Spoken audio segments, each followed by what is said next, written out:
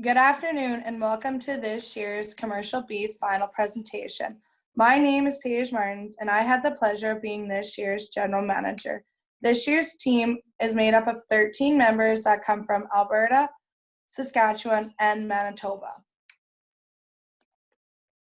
Our vision is to raise quality animals, maintain VBP plus procedures and standards, produce feedlot performing cattle, maintain a consistent breeding season, and producing 70 Simmental quality cattle. This is our SWOT for this year. Our strengths are team communication. This is a strength for us because we all communicate well together as a team. Our next strength is work ethic. This is a strength for us because we all have a good work ethic. So when we need to get a task done, we can go out and get it done in a timely manner. Practical thinking is another skill or strength for us because we have many different thinking styles on our team, so it helps us make our decisions in more of a practical manner. Our weaknesses are maintaining focus. This is a weakness for us because it takes us a while to get focused at the task on hand.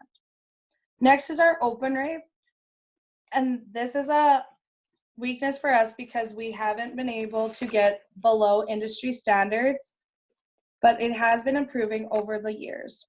Our next weakness is online meetings. This is a weakness for us because we can't be there together in person making our decisions, and it's hard to get everybody with good enough internet and to have all of our schedules sync up. Our next is opportunities. Networking is an opportunity for us because we get to network ourselves and the college for our futures. Quality Simmental program is another opportunity for us. It's an opportunity because we can produce higher weaning calves in the fall to have more of an opportunity when we go to sell them. Knowledge from the industry is another opportunity. We can learn from industry workers and other producers to gain more knowledge for us. Our threats are COVID-19. This is a threat to us because it is affecting the markets we are selling our cattle in. It also affects our beef day sale we had this year, and it is affecting the rest of our semester where we can't be in our classrooms.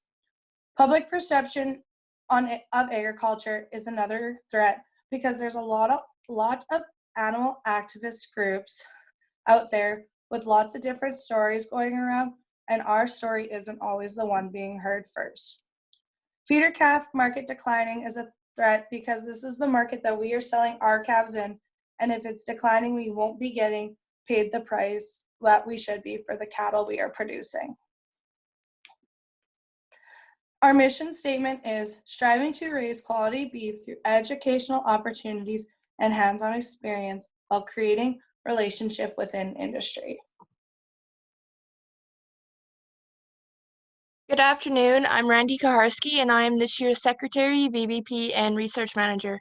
Our recommendations from last year's team were to bring back our cow-calf pairs from pasture 1 month earlier, do quarterly finance updates, increase our information sharing on BICs, sell steers directly to the feedlot in the fall, reevaluate the Embryo Contract, expand the Quality Simmental program, and put winter mature bulls out on pasture.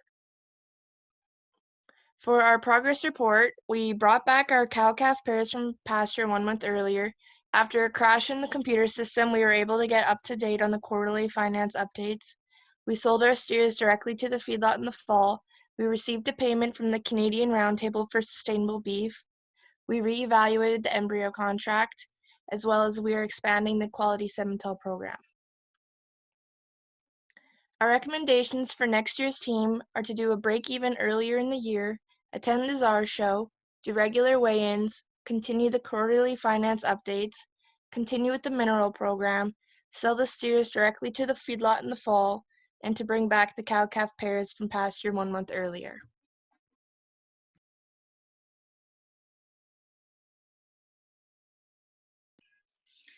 My name is Morgan Monteith, and I'm this year's Public Relations Manager. For our long-term goals, we want 70% to calve in the first 2 cycles. This year, we had 66% calve first cycle. We think this is due to the mineral program they were put on last year.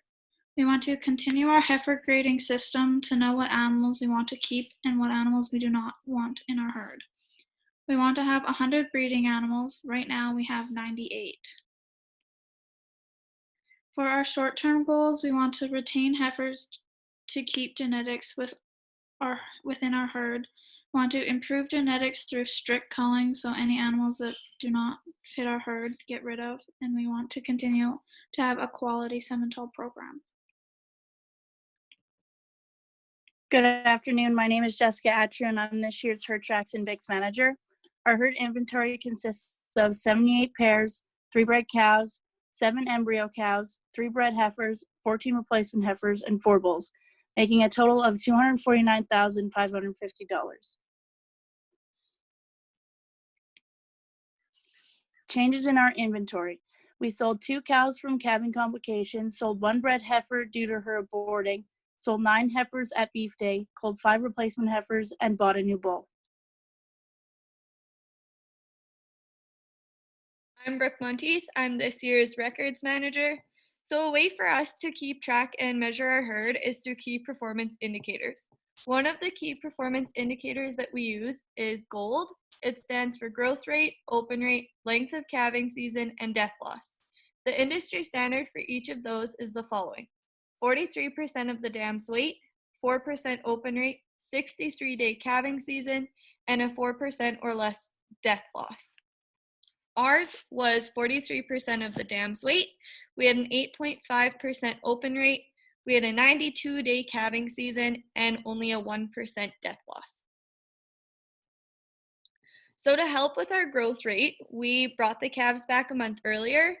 To assist with our open rate that was higher than the previous years, we have adjusted our nutrition program and it has helped us. The length of calving season, we're hoping to shorten it up by only exposing the cows to the bulls for 63 days, and our death loss, luckily, has been below industry standard.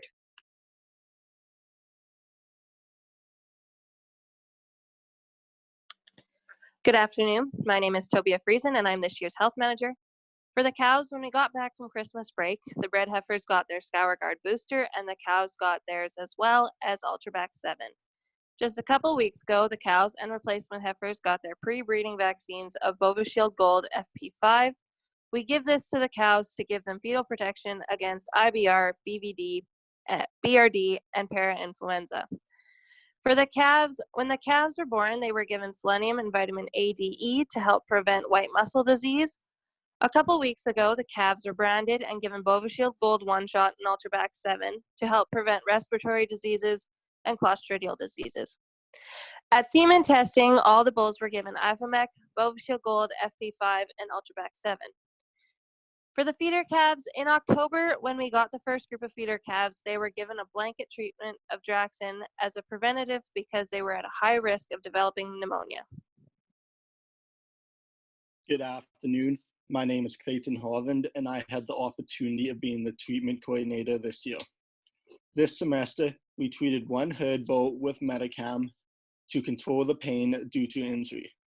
One new thing we did was change our health groups every 2 months. We did this to increase the communication throughout our team.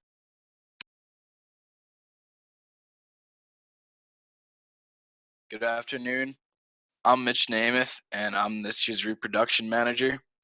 Based off of our most recent heifer classification, using the letters A, B, C, and F, 25% were classified in A, 43% were classified a B, 14% were classified a C, and 18% were classified an F.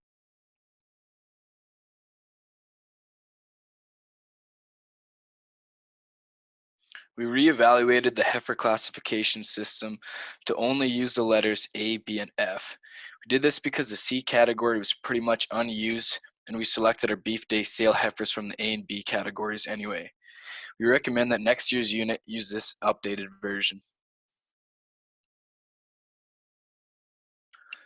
We purchased a new bull this year from New Horizon Angus.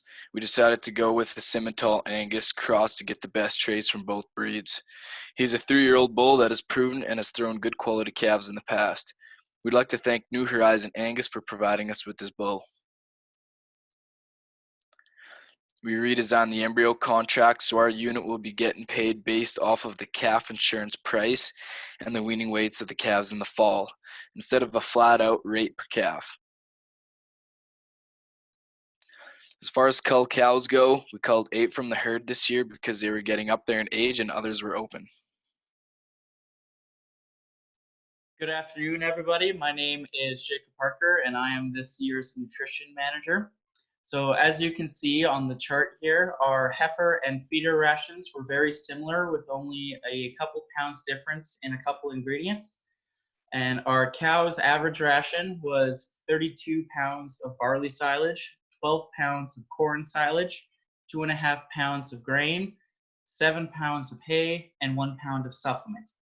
Our average cost per head per day for each pen is $1.74 for the heifers, $1.70 for the feeders, and $2.16 for the cows. Good afternoon. My name's Riley McClintock, and I had the privilege of being the range and forage manager this year. So this year we decided to graze at Marythorpe again with Wayne Taylor. And we also would like to bring our cows back a couple of weeks early because we feel that this benefited our herd last year. So. Good afternoon. My name is Cody Venichuk, and I am this year's feeder cattle manager, market analyst, and beef day rep. This year we had 34 feeder calves overall. The purpose of these calves is to be used as an educational tool for the students at Lakeland College. They were used to teach animal science technology students how to sort animals, use different handling facilities, and operate hydraulic chutes, and they've also played a big role in the equine labs. We purchased these calves at the beginning of October in 2 different groups. The first 18 were purchased for $1.94 per pound. The next 12 were purchased for $2 per pound. We also acquired 4 calves from our replacement heifer program because they were not a good fit for our breeding herd. They were purchased for $1.94 per pound as well, giving us an average purchasing price of $1.97 per pound. Due to large fluctuations in market prices because of COVID-19, we sold the feeder calves at the end of March for an average price of $1.61 per pound at 850 pounds. This is the budget for our feeder calves. Our predicted income on these calves was $48,000. Our actual income selling the calves for $1.61 per pound was $42,000. Our predicted expenses were $47,400, and our actual expenses ended up being $37,000. This gave us an overall net income of $5,100. When our calves came home in September, we had to make the decision about whether or not we should sell them right away or wait a while. Our major consideration with this was that our feed mill was down at the time the calves came back. This meant we would not have grain to sell them for at least 2 weeks unless we purchased grain ourselves. Therefore, after careful consideration, we decided to sell our steers right away. This left us with the decision of who to sell to. We considered selling calves to both the North Central Livestock Exchange and Northern Livestock Sales auction marts, as well as the JGL feedlot. While both auction marts provided us with great information on which sales to sell our calves at, we chose to sell privately to JGL feedlot because they could offer us a definite price. We sold our steers for $2.10 per pound at 575 pounds. Over the course of the semester, we sold 16 animals.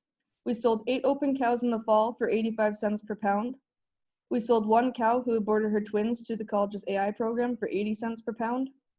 One of our bred heifers ended up being open, so she was sold for $1.34 per pound. We sold 5 cull replacement heifers over the course of the year, 4 for $1.94 per pound each to the feeder heifer program, and 1 to the auction mart for $1.74 per pound. And lastly, we sold 1 newborn twin at the end of January for $250.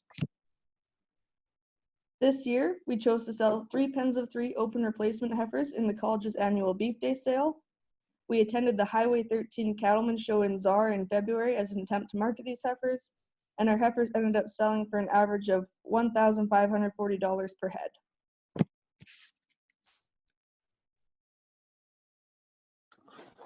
Good afternoon. My name is Tyler Peters, and I'm this year's risk manager and mixed farms representative. So this spring, we plan on purchasing calf insurance for the commercial calves. With the COVID-19 pandemic hitting the cattle industry, the price for purchasing insurance was through the roof. So at this moment, we weren't able to purchase calf insurance, but we will still continue to look at insurance prices further into the future. My name is Mark Reeves, and I'm the finance manager. Starting with our income budget versus the year to date, you will notice two figures that do not follow the budget. Feeder calves were a new addition and were not budgeted for, as well as an incorrect heifer sales budget. This is a visualization of how our team made money this year. Altogether, we had $147,000 in income. Next, we'll look at our expense budget versus year to date. We were able to follow the budget fairly closely with exception of the feeder calf expenses, which was not budgeted for. Here is a visualization into the many aspects of a commercial producer's expenses. Altogether, we had $145,000 in expenses. Lastly, we have our brief financial overview. Our income was budgeted at $122,000 and our year to date was $147,000. Our expenses were budgeted at $116,000 and our year to date was $145,000. That leaves us with a net income of $2,800. Our cost of production was calculated to be $1.71 per pound. We are doing a DNA trial with quantum genetics in Olds College. This trial is a multi-herd sire trial where we determine which bulls bred which cows. 53C had 22 offspring, 7 heifers, 15 bulls. Merit Source 5079 had 19 offspring, 5 heifers, 14 bulls. ZSL 36D had 15 offspring, 7 heifers, 8 bulls. 70B had 11 offspring, 8 heifers, 3 bulls. 61D had 3 offspring, 3 bulls, and we had 1 embryo that was a heifer. Our 2 posts that got the most interaction was the post about our mineral program last year with 70 shares, 108 likes, reaching 4,785 people. The other post was recognizing our hardworking farm team with 4 shares, 75 likes, reaching 2,552 people. Please follow our page at Lakeland College SMF Commercial Beef Unit to see the progress the team is making.